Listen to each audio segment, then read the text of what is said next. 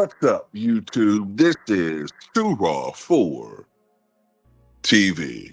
All right, so five-time NBA champion, seven-time rebounding champ, two-time Defensive Player of the Year award, two-time All-Star, Dennis Rodman,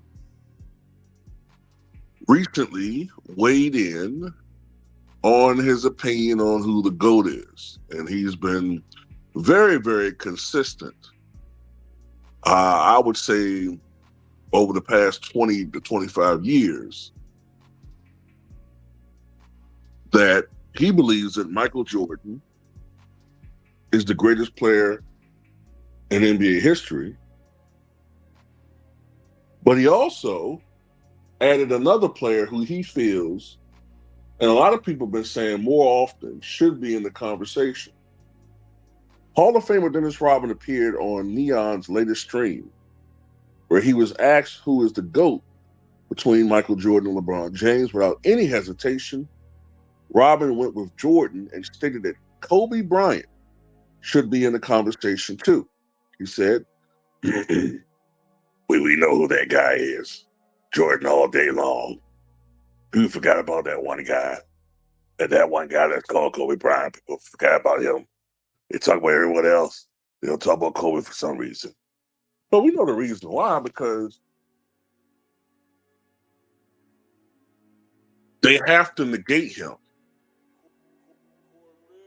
They have to negate Kobe's greatness and dominance because it takes away from LeBron's, because Kobe and LeBron's careers overlapped each other too much. So you got people essentially trying to erase Kobe out of the picture. They're trying to make him out to be some over-glorified sidekick. You know, you have Donkey Kong Draymond Green saying erroneous things like LeBron's been dominating the league since 2005. You got Jamie Foxx saying things like LeBron's been carrying this bum-ass league for 20-some years. When I don't know how that's the case, considering that he has a losing finals record and he failed to win a championship in 18 of his prior 22 seasons. So, you know, when you look at the real history of the league,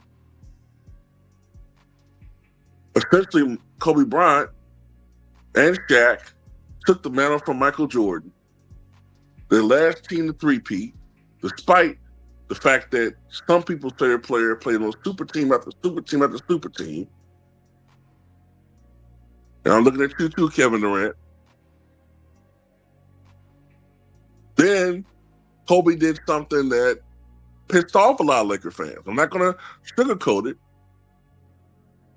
He essentially made the Lakers choose him over Shaq. That pissed off a lot of Laker fans because initially Kobe did not win. But Kobe just said, look, give me one talented player, preferably a front court player, to offset my backcourt brilliance. And I'm going to mold him into a champion. And he took Pau Gasol, who previously had not even won one playoff game. Not one. Even though there's a revisionist history right now to try to elevate Pau Gasol ahead of Anthony Davis. But we know Pau Gasol, hell, at one point, you wouldn't have put him ahead of Zach Randolph. Hell, at one point, if you go back to 2007, I don't know if you put him ahead of LaMarcus Aldridge at that point. That's debatable. But anyway, he helped to mold Pau Gasol into a two-time NBA champion, a player that went to the finals 3 consecutive years, was, and you could argue, you know, it's not to argue, it's the truth, Kobe was 2 wins away from a three-peat in 08, 09, 010, well, 2010. By the way, without Kobe Bryant as a teammate, Pau Gasol failed to make the playoffs for the rest of his career. I'm just saying. Failed to win a playoff game before Kobe Bryant, failed to make the playoffs at all after Kobe beat Bryant. If memory serves me correctly. I could be wrong on that, but I believe that's the case. Yeah, Kobe Bryant deserves to be in the conversation because just look, I don't think he was as great as Michael Jordan. But I can admit certain things.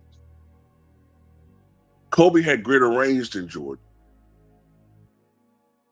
Kobe, you could argue, faced greater competition in general than Michael Jordan, as far as teams is concerned. He had more in his bag, had better handles, had more range.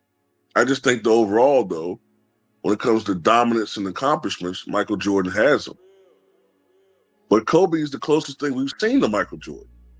Hence, he should be in the conversation.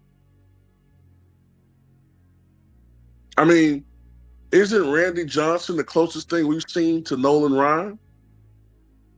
Isn't he in the conversation for greatest power pitcher ever?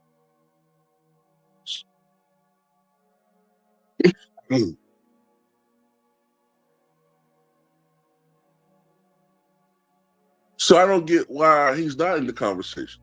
And Dennis Rodman is 100% correct. He's 100% correct. So anyway,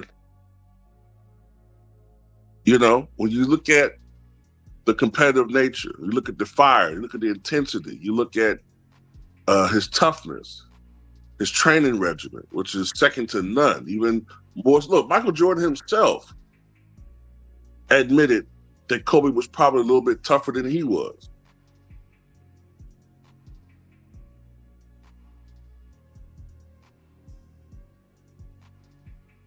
Kobe did not have the natural peak athletic uber ability of a LeBron James or even a Michael Jordan.